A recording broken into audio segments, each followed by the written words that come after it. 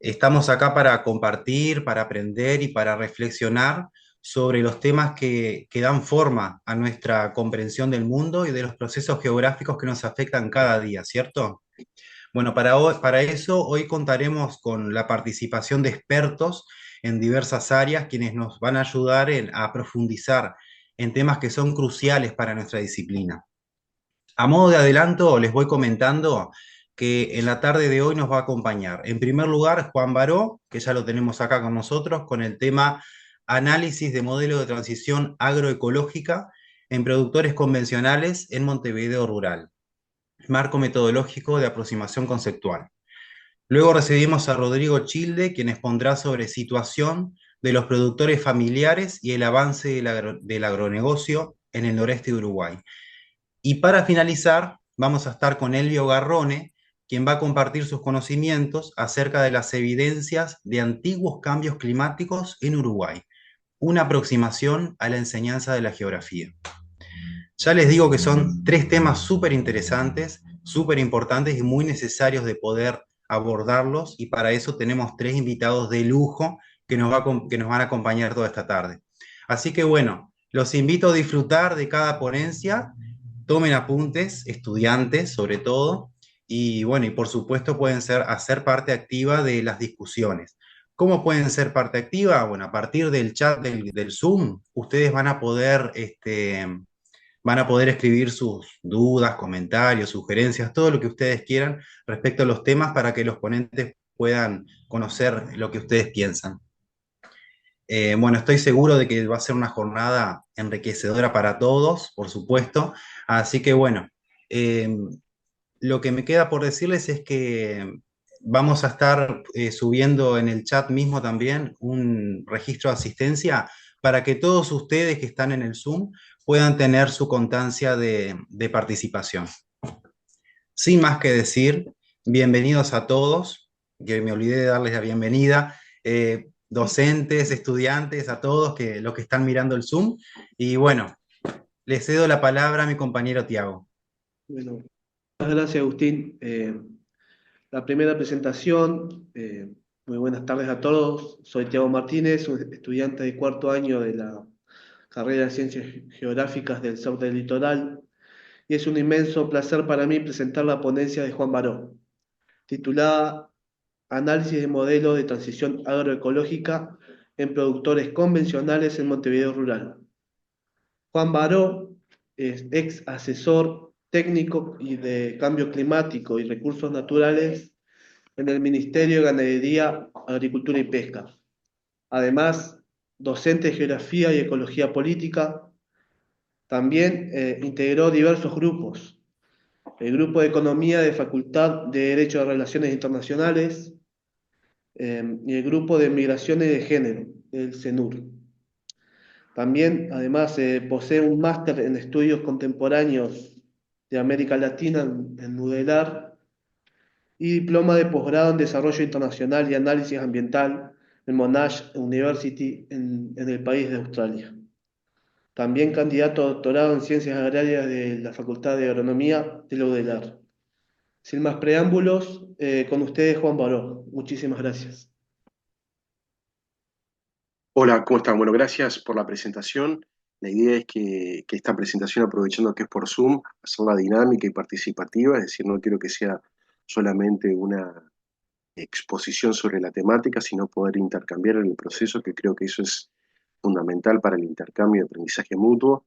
Esta es una instancia que yo voy a presentar sobre el anteproyecto que se presentó y que fue aprobado para el doctorado como Ciencias Agrarias y Facultad de Agronomía. Y bueno, la idea es poder como profundizar en esta dinámica y trabajar un poco en la escala que voy a trabajar, que es predial. Pero la idea es poder escalar con las dificultades que tiene el proceso de escalamiento, digamos, la corroboración que tengo sobre la hipótesis, que ahora la vamos a ir viendo a medida que estemos trabajando. Así que bueno, me parece que sería como bastante interesante, y aparte es algo que ya está ocurriendo en el espacio uruguayo. Buenas tardes, Graciela, y que creo que sería como bastante interesante pensar un poco hacia qué caminos, en términos de qué modelo agropecuario, agrícola, tenemos en Uruguay. Bueno, voy a compartir. Voy a utilizar la presentación que elaboré para el Congreso de ANPG. ¿Se observa? ¿Se ve? Sí, se ve. Sí, sí, se ve. Está. Bueno, paren porque eh, ahora sí. Yo con la tecnología es como medio raro. Bye. Eh,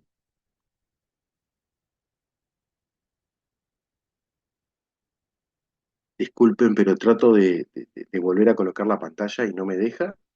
Rarísimo. Bueno, mire. em, Bueno, vamos a comenzar. Bueno, primero, antes que nada, me parece que es bastante interesante como ir pensando eh, de qué trata esta tesis de doctorado. Primero, voy a trabajar dos conceptos que me parecen fundamentales, que es el concepto de aprendizaje y de percepción, que para nosotros en geografía es totalmente importantísimo, porque primero, desde el campo de la educación, bueno, que es el aprendizaje, y con respecto al espacio, el concepto de percepción, ¿no? Y que esto es fundamental, porque el espacio es la creación del pensamiento humano, ¿no? Pensando desde la lógica que el ser humano se apropia de la naturaleza y le da forma y la reconstruye y la construye. Obviamente que es una mirada muy de la modernidad lo que que estoy planteando, porque a partir de Descartes, yo pienso, luego existo, hay una ruptura entre el modelo eurocéntrico, la concepción de la naturaleza, vista como un objeto distante de la humanidad. Y la idea es poder empezar a comprender que la naturaleza es la humanidad en un contexto sistémico, ecológico, ecosocial, ¿no? Es decir, sistémico de la lógica que cada una de las especies y el medio son una relación recíproca que tiene el ser humano. Me vienen a la mente los conceptos de primera y segunda naturaleza que proponía eh, Milton Santos, y hacer como un paso adelante y romper esos esquemas de lo artificial. Entonces, el campo de trabajo es las experiencias y percepciones en frontera de predios entre productores agroecológicos y productores convencionales. Yo planteo en este momento que voy a utilizar el concepto de productor rural que propone el MEGAP, eh, que es la resolución del 2016, que plantea que un productor rural es aquel que tiene hasta como máximo 500 hectáreas con un índice CONIAT 100, indistintamente de donde esté ubicado en el país. Y eso es como para empezarlo a trabajar, ¿no? Y bueno, y a partir de aquí, como empezar a explorar el modelo agroecológico y qué ocurre con los productores convencionales dentro del contexto de la variabilidad cambio climático. Si ustedes observan ahí, eh, ¿se ve la presentación? Sí, Sí, se ve. gracias Agustín. Bueno, me parece que es como interesante poder encarar eh, este concepto de productores agroecológicos. Entonces yo les pregunto a ustedes, a los que están en Salto, que están en Florida, bueno, ¿qué han escuchado, qué conocen del modelo de producción agroecológica? No tengan vergüenza, vamos a participar todos. Yo los escucho. Hola, soy Edward, ¿cómo andás? ¿Cómo estás? Si puedo hacer un aporte, digo, yo soy de San Bautista y aquí hay productores que se dedican a la producción agroecológica, tienen dos aspectos. Primero, intentan, y de hecho es parte de la condición para ser productor agroecológico, no utilizar eh, agroquímicos en su producción. Segundo, capaz que son tres aspectos. El segundo es que ellos logran, mediante su producción en predios pequeños, ser solventes económicamente. Algo que en general se piensa lo contrario respecto de fertilizar demasiado la tierra y utilizar agroquímicos. Bueno, en realidad ellos lo consiguen. Acá hay ejemplos de productores con invernáculos con 1 hectárea. Yo de hecho les compro, o sea, los conozco, no es cuento porque este pueblo tiene 2.500 personas nada más. Y a su vez hay un emprendimiento agroecológico más grande, que es Punto Verde, que lo pueden ver en Multiahorro, tiene inglesa, también es de San Bautista, y ellos tienen, capaz que tienen 100 invernaderos. ¿Tá? Pero la producción agroecológica básicamente no utiliza agroquímicos, eso es lo primero que podría decir. Bien, Eduard, sí, totalmente correcto, totalmente de acuerdo. El modelo agroecológico es la utilización del propio medio para la producción agrícola. Es decir, utilizamos los insumos del medio, utilizamos los insumos del predio para la producción. Entonces se utilizan desde corredores biológicos, es decir, insumos que el mismo medio posee, tanto sea para detener, por ejemplo, el avance de una plaga, utilizar medios para fomentar la fertilidad de los suelos, utilizar las disposiciones climáticas.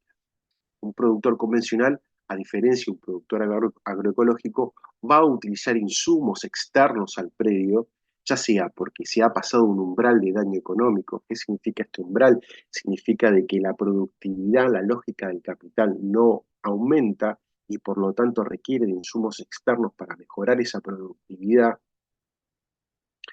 Entonces, la lógica que nosotros estamos dialogando fundamentalmente puede dividirse en un ámbito productivo económico e ideológica. Si utilizo a Marx, obviamente ideología y economía van de la mano, pero en este momento yo hago una separación entre ideología y economía en términos de que el productor convencional utiliza insumos externos, pesticidas, fertilizantes, para aumentar una productividad dentro de la lógica del capital, dentro de la lógica del capital.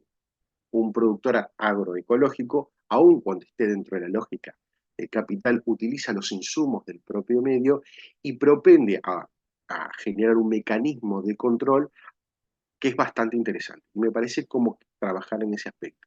Es decir, son los propios productores que en forma colectiva gestionan un sello agroecológico. Y eso lo establece a través de la red de agroecología.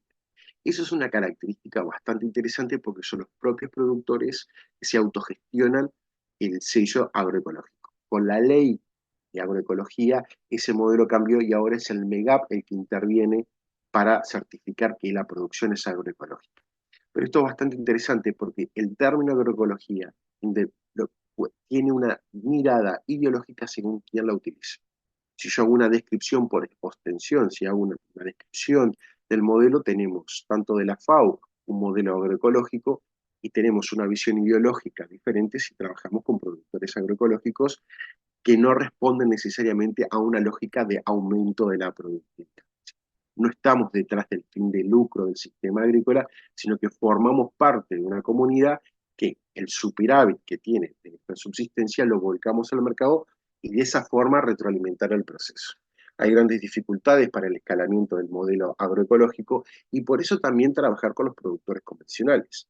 ¿Qué sucede? Nosotros estamos frente a lo que se conoce como el cambio climático, a la variabilidad y cambio climático. Y utilizo estos dos términos que, son, que van de la mano.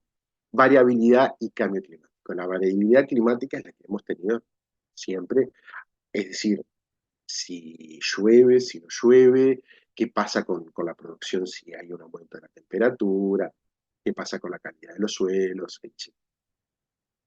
El cambio climático hace referencia a la acción antrópica, es decir, del ser humano que está generando emisiones de CO2, de dióxido de carbono a la atmósfera, y que está generando lo que se conoce como el calentamiento global, y que es sistémico y que abarca todo el planeta.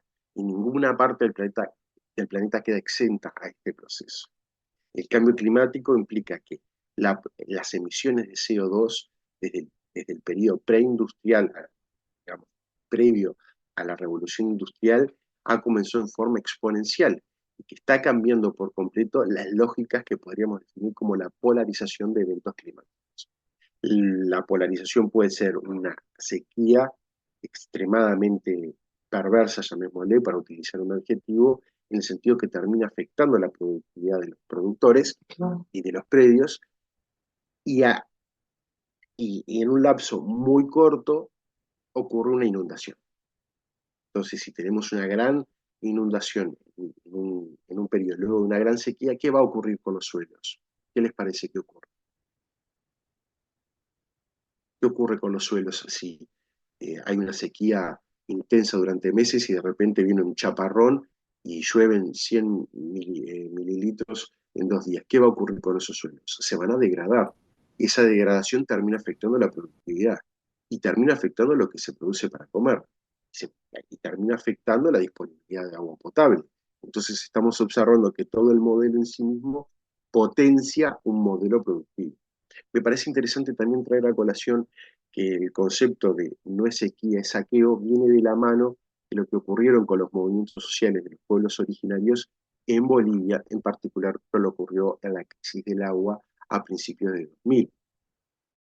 Es interesante porque lo que nosotros estamos observando es que el modelo de producción potencia el cambio climático.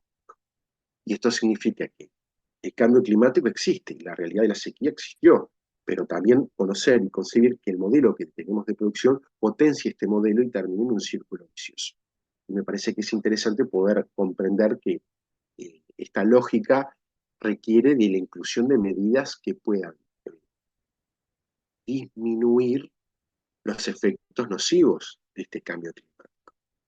Evidentemente un productor convencional para hacer una transición hacia un modelo agroecológico es una mirada ideológica y al mismo tiempo necesita de insumos para hacer una transición que vaya acomodándose a lo que puede el medio producir. Y obviamente este tipo de transición implica diálogos, implica conflictos, implica compartir experiencias mutuas. Y esto es fundamental, porque entre productores Perdón, convencionales, ¿sí? yo quisiera, antes de que continúes, que me aclararas.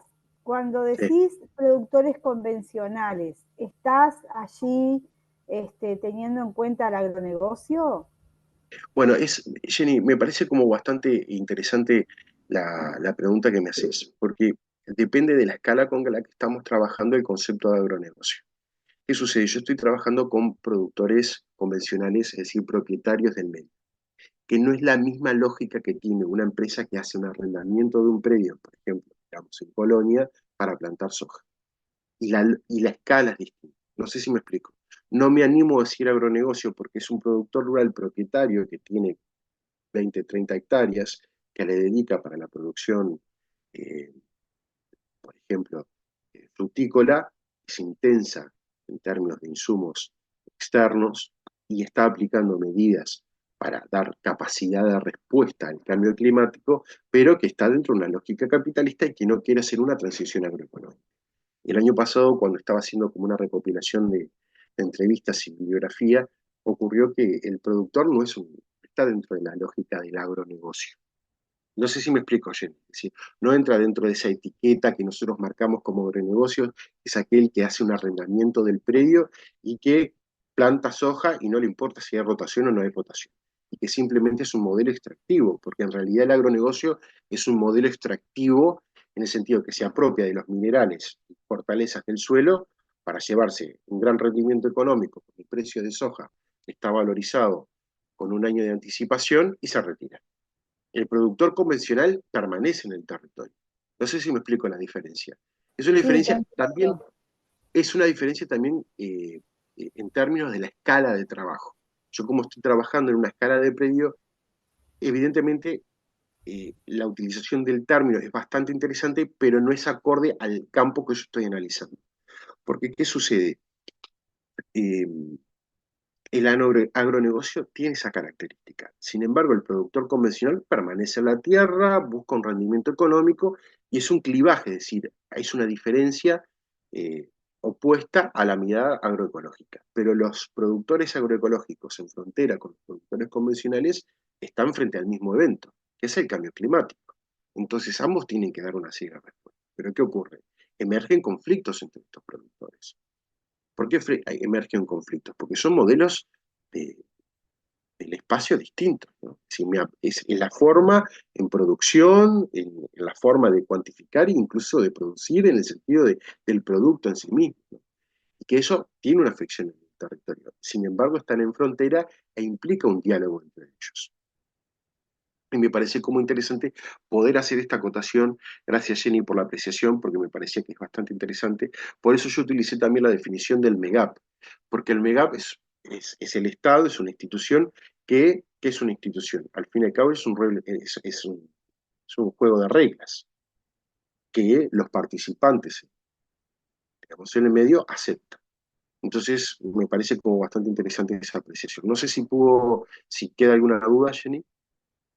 No, no, perfecto. Yo más que nada te consulto porque yo vivo en Colonia, ¿viste? Y acá Sí, nosotros hemos indagado un poquito y hemos encontrado, por ejemplo, en Río Negro, el tema, la gran problemática entre justamente los productores agroecológicos que tienen sus campos pegados a los productores que están dentro de este agronegocio con toda esa lógica capitalista y la lucha que tienen diario para poder subsistir y para poder sacar adelante su producción con todo el problema que les genera justamente ese paquete que utiliza el agronegocio, ¿no?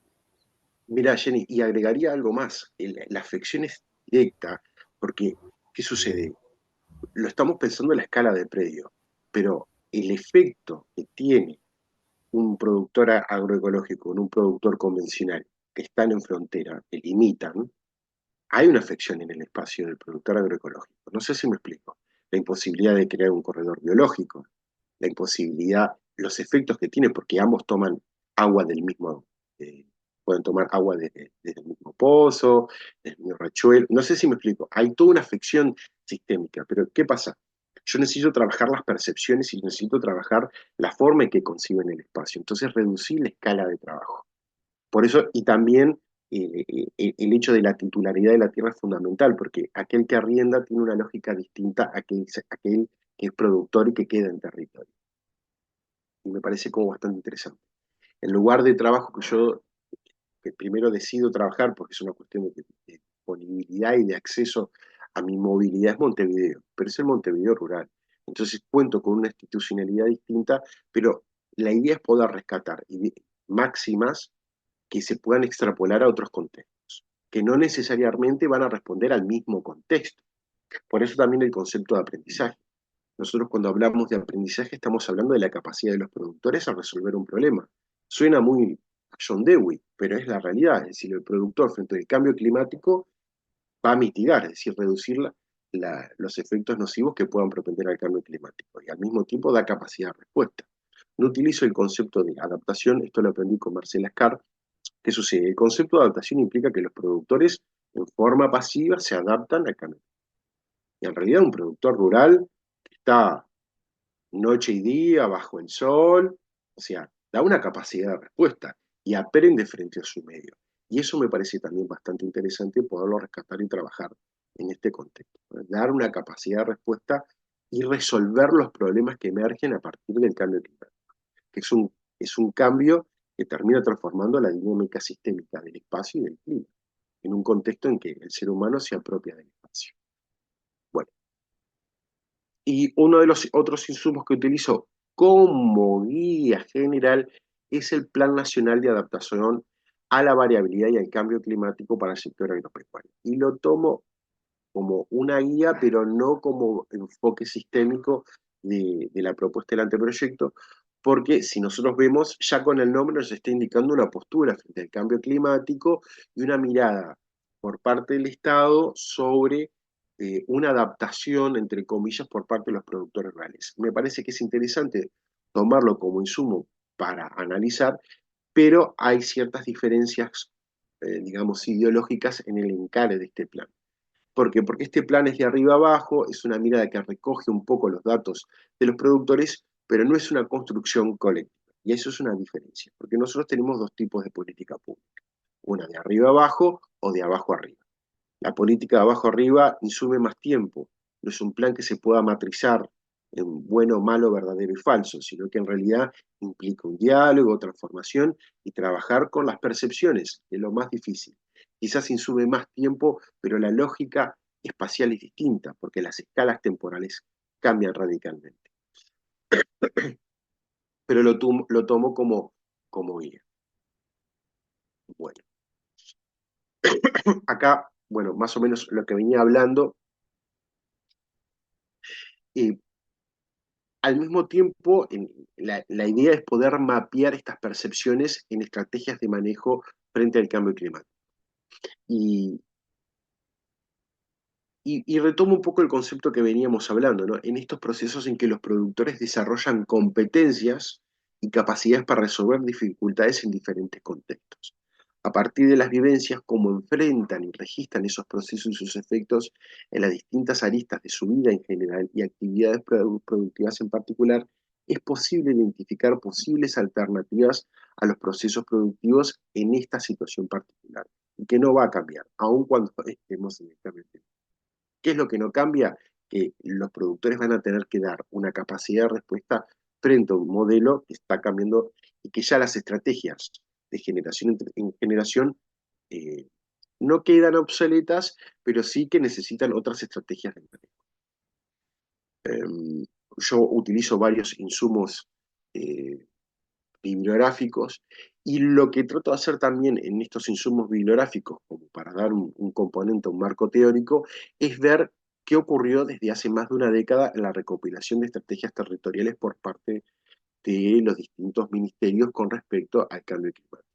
Entonces, me remito al Plan Nacional de Respuesta al Cambio Climático del 2009 para trabajar al Plan Nacional para Adaptación a la Variabilidad y Cambio Climático del 2019. La idea es poder observar estos planes en términos históricos y observar estas estrategias territoriales a lo largo del tiempo. No sé si se va quedando claro el objetivo primero en esta recopilación bibliográfica. Ahí veo que dicen que sí. ¿Tienen alguna duda? ¿No? Juan, te vamos a pedir que, por favor, si podés compartir pantalla completa, Ah, a si ver tenés ahí. posibilidad. Para, para. ¿Ahí se ve? ¿Pantalla completa? ¿No? Todavía no. A ver No, ahora. F5 creo que...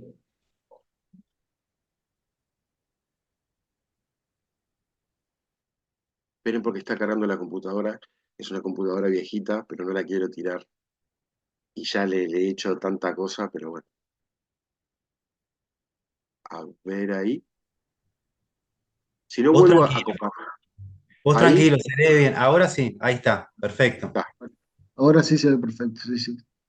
Gracias. Esto es lo que veníamos hablando. Bien. Y acá me vuelvo a detener en la recopilación bibliográfica de las distintas estrategias territoriales que ha habido sobre cambio climático a nivel nacional.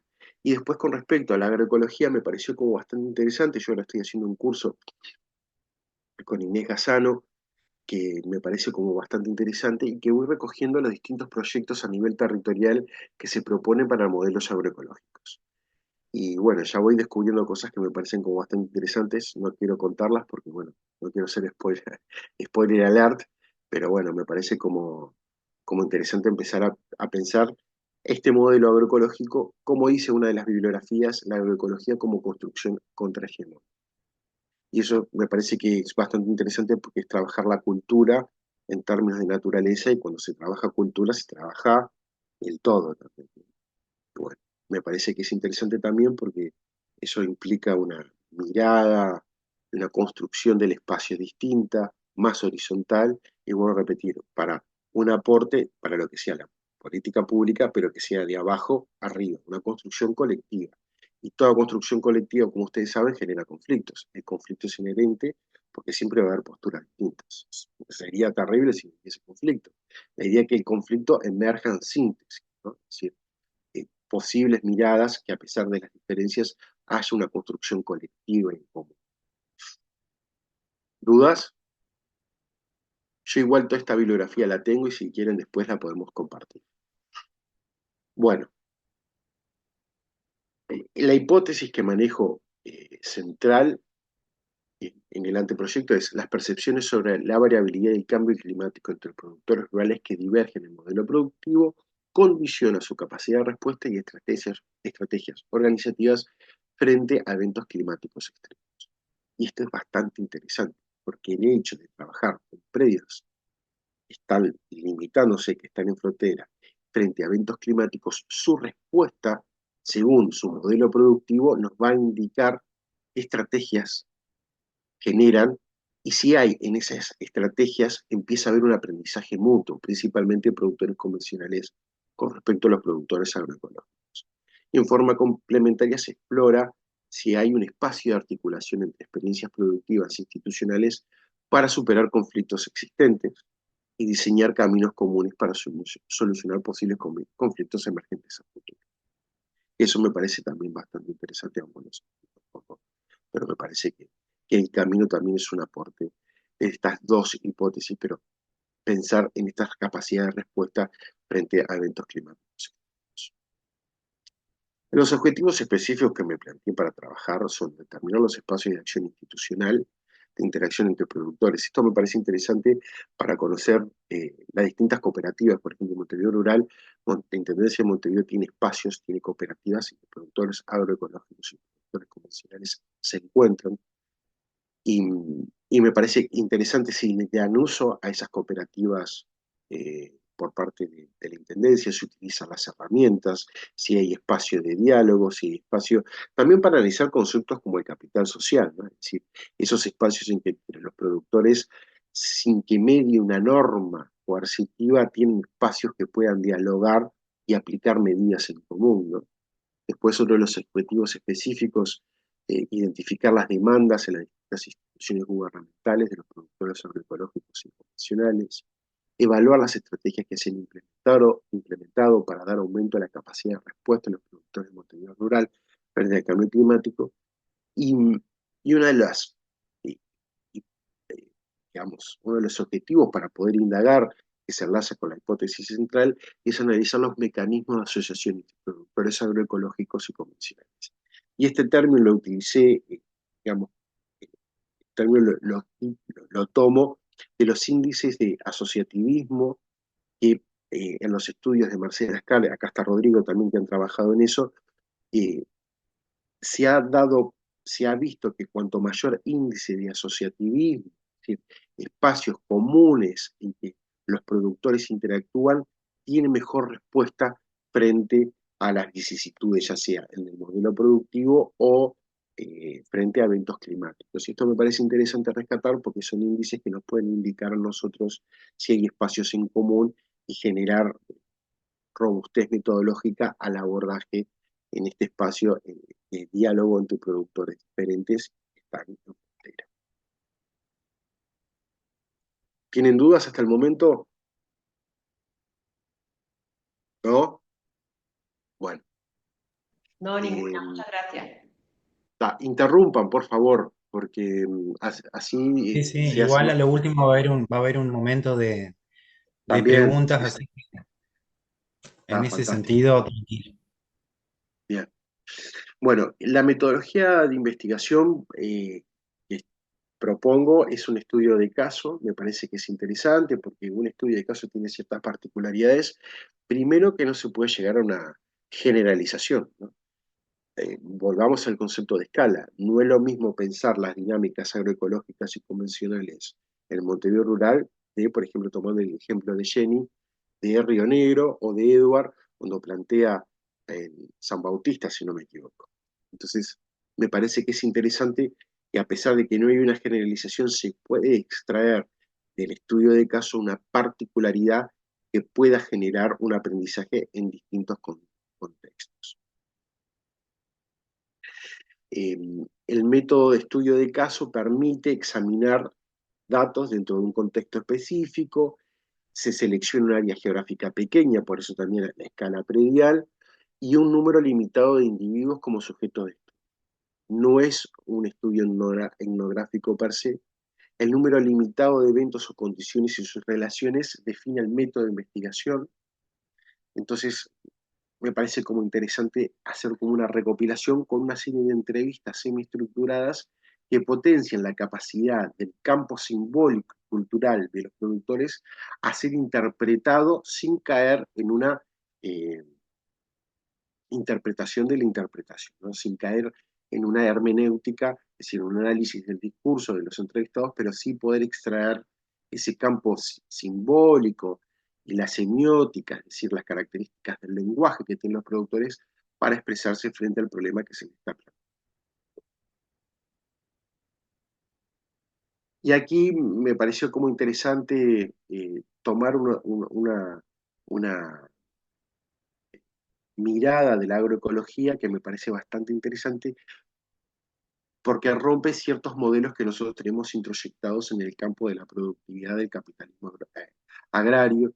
Una de las cuestiones que me parece que es bastante interesante, que ya había mencionado, es la certificación participativa. Eso me parece, me viene a la mente Ostrom, es un economista que gana el premio Nobel en el 2009 a partir de un análisis de un manejo colectivo y comunitario de los recursos naturales, que rompe un poco los esquemas de una mirada en que la propiedad privada y la gestión digamos, de los predios en forma individual generan mayor éxito, que hace una ruptura con lo que Harding, que es un autor que maneja el concepto de tragedia de los comunes, muy neoclásica, muy capitalista, y me pareció como interesante este abordaje. También circuitos cortos y directos de comercialización. Ahí cuando Edward contaba con respecto a la experiencia de los productores en San Bautista, me pareció interesante. Gracias, Edward, porque la comercialización es directa, son los mismos productores con la menor incidencia de intermediarios, ¿no? Una, una de las características que tiene la agroecología es la revalorización de la cocina y productos naturales del lugar, y eso me parece fundamental, ¿no?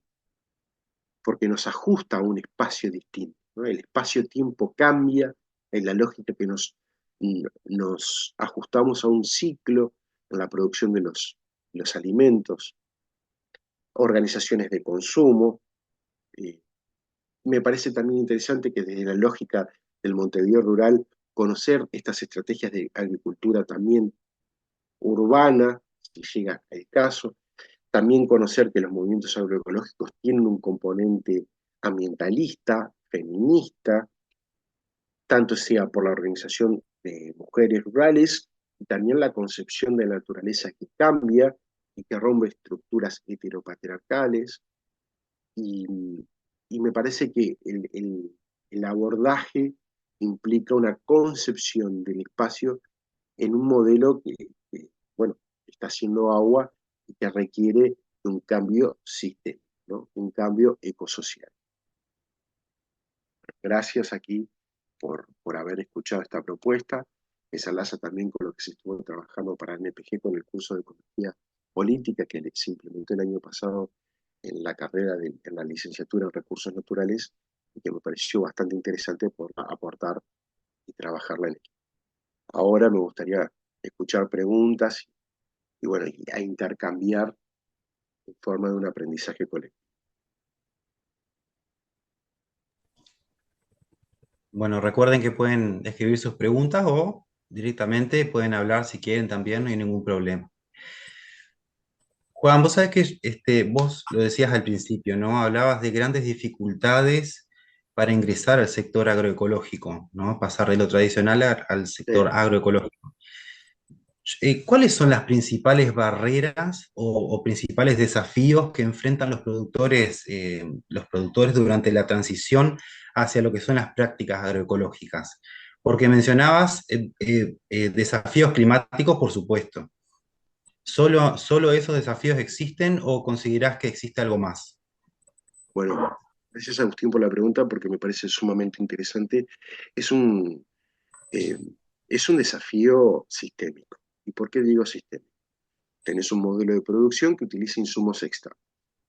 Entonces, cuando tú cambias, si cambias en forma radical al modelo agroecológico, eso va a implicar pérdidas de productividad y de subsistencia del producto. Entonces, volvamos al concepto del umbral de daño económico. Para que el productor convencional logre una transición a un modelo agroecológico, es un cambio de paradigma. Como todo cambio de paradigma implica hacer una capacidad de respuesta frente al cambio climático y a la variabilidad climática. El uso, el uso, el cambio, o sea, podríamos decir utilizar el concepto que utiliza el Ministerio, que son buenas prácticas agrícolas, es decir, empezar a introducir prácticas que reduzcan los insumos externos, el uso de pesticidas, y empezar a utilizar los propios mecanismos del medio. Y es muy difícil, porque bueno, la productividad va a ser distinta y el productor va a necesitar un medio de subsistencia. Entonces es una radicalidad en el espacio. Eso por un lado. Aquí vi que en el chat habían hecho una apreciación, permítanme leerlo. Dice, Rodolfo, ¿cómo estás, Rodolfo? Dice, ¿el Estado ha retirado apoyos a la agroecología? ¿Hay algún lobby agrocomercial industrial en contra que a su vez desmotiva al productor agroecológico? Bueno, Rodolfo, tengo varias respuestas para dar a eso. Primero, que la FAO propone la utilización de estas estrategias territoriales, o sea que, eh, y tenemos financiación por parte del Banco Mundial al análisis del modelo agroecológico en Uruguay. Podemos observar que hay distintos actores que participan con miradas ideológicas diferentes. Entonces empezamos a desarmar, por eso la investigación es tan interesante, porque te permite desarmar ideas ideológicas sobre un objeto que uno aborda, ¿no? Pero el modelo agroecológico, si se logra escalar, sería una ruptura con un modelo convencional. Y ahí se tendría que rever y utilizar distintas escalas. Y utilizar la escala de la cuenca. Utilizar la cuenca me viene a la mente de Santa Lucía. Y eso implica una revisión inclusive hasta de los modelos de la ley de riego que actualmente tenemos. Eso implicaría una transformación radical de un modelo de uso del territorio.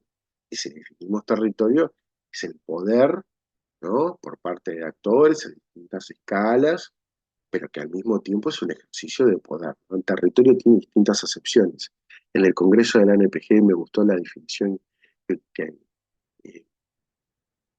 multidisciplinar que propuso Darwin, que me pareció como bastante interesante, que es el término en sí mismo no tiene una definición exclusiva, sino que depende del actor y quien la enuncie que la va a propender. No sé si por ahí, Rodolfo, estuvo acorde la respuesta.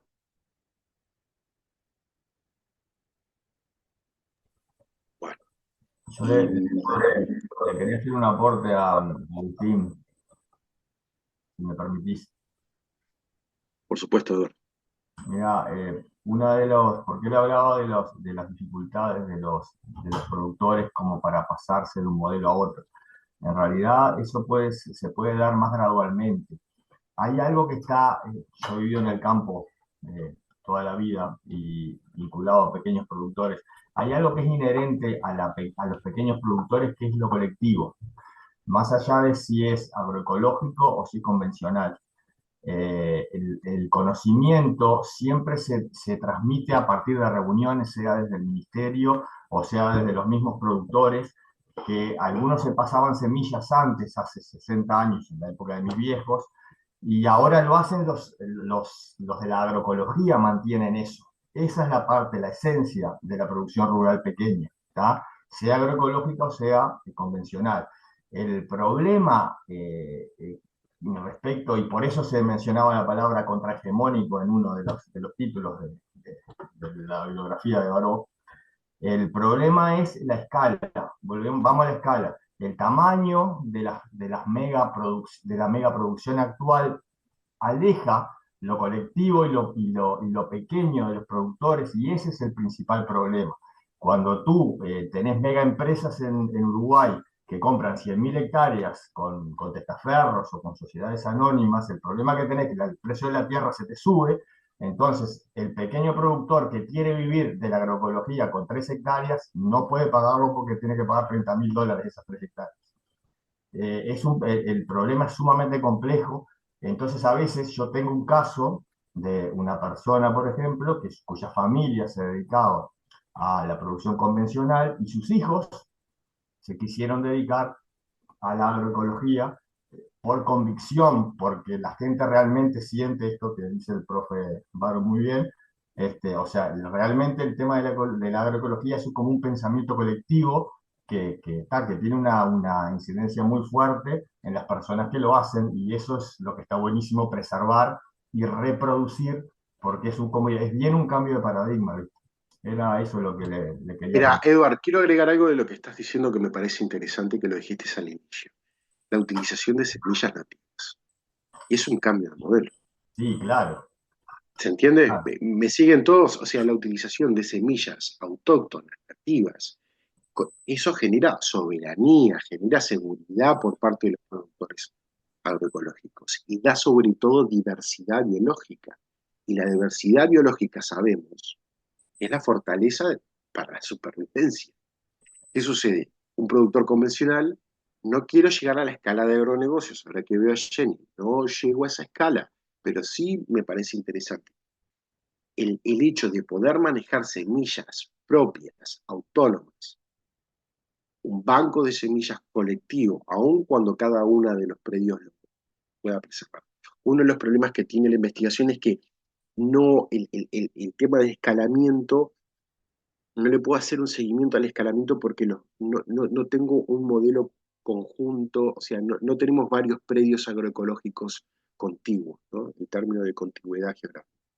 Y eso es una dificultad, porque ahí podríamos ver qué tipo de manejo se hace en términos colectivos de los recursos naturales, es otra lógica, pero al tener los productores agroecológicos situados en distintos, sin tener continuidad territorial, eso genera un efecto, porque la potencia del escalamiento es distinto, ¿se entiende? Imagínense una colonia de bacterias, ¿no? ¿Cómo crecen las bacterias?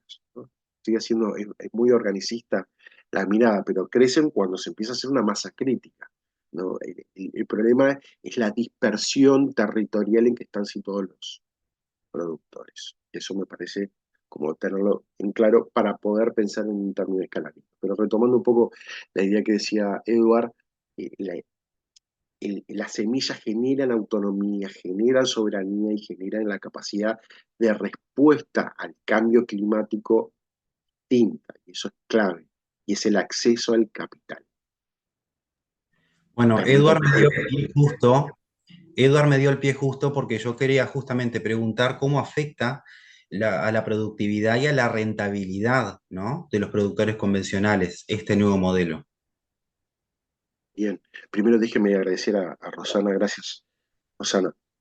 Eh, bueno, es una pregunta bastante interesante porque son lógicas distintas. Yo, cuando empiezo a hacer la recopilación bibliográfica, me pareció como bastante interesante comprender esta lógica productista del capitalismo. Entonces empecé a hacer entrevistas con ingenieros agrónomos que no están situados en Montevideo rural, pero la lógica que dicen es, bueno, nosotros, por ejemplo, en colonización tenemos productores que necesitamos que aumente su productividad, pero que el medio no lo permita. Pero seguimos dentro de la lógica capitalista y seguimos utilizando insumos externos. Y agregamos factores en el predio, la inclusión de animales, respuestas de formatos de uso del espacio que no son propios del productor, que no responden a la lógica del territorio, que son traídos desde Canadá y de Estados Unidos en la Unión Europea, que no tienen lógica nacional. Y eso es un problema, porque tú no podés pensar el espacio cuando te piensa el espacio un europeo. No sé si me explico. Y esto es terrible. Es una cuestión de soberanía, es decir, qué tipo de política pública vamos a tener. ¿Vamos a traer los manuales de Canadá con un medio y un territorio distinto? Pero lo seguimos haciendo, y eso es un problema. Entonces, es una mirada económica, Agustín, sin duda, pero también una forma de la construcción del espacio. Y generamos los mismos problemas porque utilizamos las mismas eh, recetas que no son construcciones colectivas desde el espacio. Y eso genera problemas en la productividad, genera problemas en la relación humanidad-naturaleza, la concepción del espacio, la construcción de alimentaciones y prácticas alimentarias saludables por la población. Pero bueno, ya no me empiezo a ir de tema, yo les pido disculpas por mi apasión. Bueno, sí, ¿alguien más tiene Marcelo alguna Nazario había comentado primero qué pasa cuando se han introducido semillas híbridas y transgénicas. Bueno, ahí la respuesta es más por parte de un biólogo, pero si vos incluís una semilla transgénica ya no es agroecológico. Eh, yo tengo una concepción del poder que es bastante interesante. La quiero compartir en esta exposición. Antes el poder se institucionalizaba a través de un tutor, ¿no? Si queríamos que un árbol creciese derecho, ¿qué se utilizaba? Un tutor. ¿Manejan el concepto de tutor? Bueno, eso es una lógica de poder externo, ¿no? La utilización del lápiz, el pupitre, postura. Pero ahora el poder para mí cambió, porque el poder no viene en el tutor, sino que yo hago genéticamente una semilla que responda al comportamiento que yo. Y ya el poder no es externo, sino que se introyecta, se interioriza, genéticamente, biológicamente e ideológicamente. Y no me doy cuenta de eso. ¿Se va entendiendo? Muy Foucault, pero desde ese lugar. Muy Michel Foucault, pero desde ese lugar. Ya la semilla genéticamente modificada es una expresión real, concreta, de una modalidad de poder en la biología, en la agricultura, pero al mismo tiempo empezamos a ver que se empieza a expandir e interiorizar también prácticas ideológicas en el uso de una semilla genéticamente. Y me parece que es un cambio radical. ¿Sí? ¿Alguna otra duda?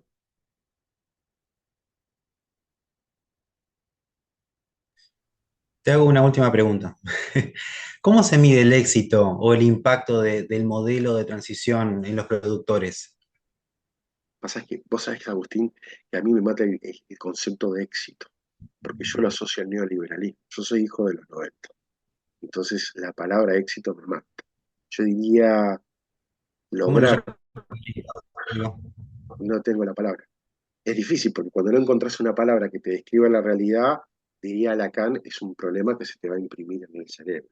Pero bueno, la idea es empezar a encontrar palabras en forma colectiva para pensar en forma conjunta y definir criterios entre la relación ser humano-naturaleza, entre el ser humano y las especies que conviven con nosotros desde otra lógica. Y romper esa lógica exitista, no está mal el término, lo que digo es que romper esa lógica exitista de la productividad y es romper contra el modelo hegemónico que se nos ha inculcado cual semilla genéticamente modificada para crecer de una forma, dar frutos de una forma, no tener autonomía, no tener diversidad, no tener, bueno, todos los elementos que te permite un pensamiento crítico y complejo. ¿Dudas? Si me preguntan, ¿es posible? Yo les digo que sí. Jenny me mira. Sí, Jenny, yo creo firmemente que es posible. Porque si no creemos, estamos fritos, Jenny. Es más fácil pensar el fin del capitalismo, es más fácil pensar un modelo apocalíptico, distópico, de destrucción, que un cambio del modelo A mí me capitalista, me interesó ¿no? mucho lo que comentaste de la masa crítica. ¿Sabes que es importante lo de la masa crítica para generar el cambio? Es importante Sí. porque se va reproduciendo. Acá ha sucedido eso. Comenzaron algunos y ahora hay un conjunto interesante de personas dedicadas a eso. Sería Inclusive interesante. inclusive dentro de la lógica capitalista. O sea, porque ellos mismos generan sus propios precios y se regulan. Probablemente si compras en Florida o si compras en Canelones, el precio de los productos agroecológicos esté bastante parecido, Una de las porque cosas lo que a mí trabajan me genera, que esto lo estuve aprendiendo con los cursos de doctorado, es que cuando empezó el MEGAP a intervenir en la gestión de la autorización de producción agroecológica, ahí me parece que se pifió. yo escuché muchas críticas de eso. Sí, No les porque gustó a ellos. una de las características y fortalezas que tenía el modelo agroecológico era que era la red de productores agroecológicos que se autogestionaban y se certificaban. Y eso Exacto. es un modelo de gestión del territorio que excede al predio. No sé si me explico, Edo. Es fundamental. Ahora, cuando participa el Estado con un formulario, ¿no? Que viene un agente externo, un técnico que no conoce la dinámica de un grupo, ¿no? Es como pensemos en el aula. Es la misma mirada que alguien que visita una vez al aula, a la dinámica que vos tenés con respecto a tus estudiantes durante un año, como pensarla desde ese lugar. Claro. ¿Alguna duda? Yo tengo montones, pero bueno, vamos a ver si puedo, a ver si me aprueban el si ya arranco, ¿viste? No, Estuvo, sin duda que... no, Adelante, Jenny. perdón. No No, digo por que favor. en realidad esta ponencia a mí me acaba de motivar muchísimo. Ahora se viene el Día Mundial de la Alimentación, 16 de octubre, para trabajar los conceptos de seguridad y soberanía alimentaria, Sí, ¿no? Así, porque con todo esto que vos estás planteando es un buen puntapié, digamos, para empezar a trabajarlo con los gurises, ¿no? En el aula, este, con distintas miradas, por ejemplo, con un EBI o un quinto humanístico, pero está muy bueno trabajar esto. Concientizar, ¿no? De alguna forma también con estos temas. sí, hacer masa crítica. Exacto, exacto, tal cual. Acá Rodolfo dice, el Estado en lugar de apoyar lo que se conoce desde el territorio, lo interpela y modifica sin consulta encima, le agrega más obstáculos y exigencias. Puede ser, Rodolfo. No te olvides que el Estado, ¿dónde ejerce el poder? En el territorio. La primera definición que tenés de territorio es una definición de derecho que te dice, el Estado tiene capacidad en toda la extensión del territorio. Es el tema de gestión, pero bueno, son formas particulares de observar el medio. ¿Alguna duda? Gracias, Rodolfo, por las participaciones. ¿Alguien más quiere participar? Allá en Salto.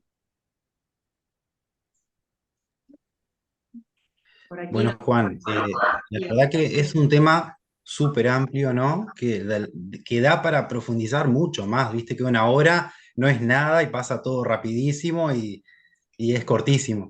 Pero sin dudas que está bueno poder retomarlo y nada, la verdad que te damos las gracias de verdad por haber estado con nosotros hoy. De verdad, 1.000.000 de gracias. No, por favor. Voy a quedar a la presentación de Rodrigo. ¿Cómo estás, Rodrigo?